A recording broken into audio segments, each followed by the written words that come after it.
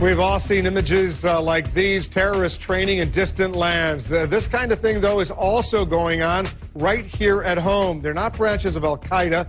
They're right-wing extremists with lots of guns and an axe to grind against the U.S. government.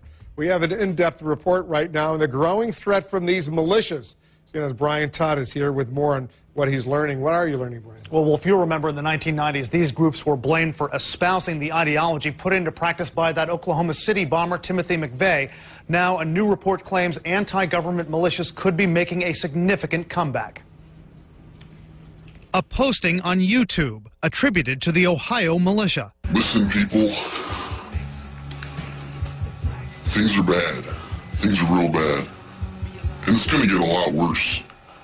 So basically, you people need to wake up, start buying some of these, see?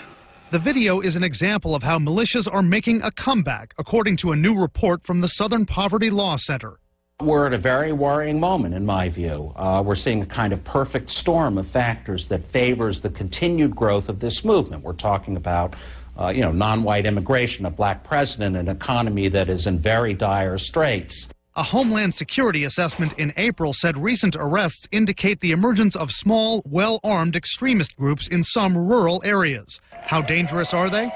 It's a number of groups, almost far too numerous to mention, regrettably so. But some of them, indeed, want to do what happened in Oklahoma City, that is, commit violent acts within the homeland. The government's intelligence assessment said lone wolves and small terrorist cells embracing violent right-wing extremist ideology are the most dangerous domestic terrorism threat in the United States. A leader of the Michigan militia told us members of established militias like his, which do training on firearms and first aid, shouldn't be lumped in with violent extremists who talk about mounting attacks. That's not something that we want to tolerate. We're not going to let any innocent Americans get hurt. He described their ideology as pro-freedom and pro-constitution, not anti-government. I don't mean to suggest that all of these people out there with these kinds of ideas are killers. I think that's absolutely and clearly not true. But does this movement produce people who engage in criminal actions, and sometimes really terrifying one? I think that's unquestionable. Several high-profile criminal suspects have been linked to racist or right-wing ideology recently. The alleged shooter of 3 Pittsburgh police officers killed in April, the man charged with killing a Kansas abortion doctor in May, and the alleged gunman at the Holocaust Museum in Washington in June. The election of the first African-American president is serving as an extremist recruiting tool, according to the Department of Homeland Security. Law enforcement sources tell CNN, while Barack Obama had a significant number of threats during his campaign, since his swearing in, it's not been much different from previous presidents.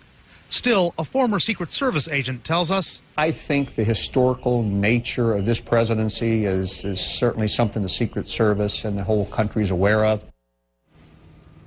Now, neither of these two reports mentioned left-wing extremists, but a January Homeland Security Department report focused on cyber attacks by left-wing groups, and law enforcement has charged environmental extremists who have committed arson attacks. Wolf. I understand the Southern Poverty Law Center also, in their new report, says something about gun sales in the United States. This report says that they are up from last year, but gun rights advocates say what that reflects is a concern among law-abiding gun owners that this administration, this Congress, are going to tighten up gun laws. So they say that part of the report may not put it all into context. Brian Todd, thanks very much for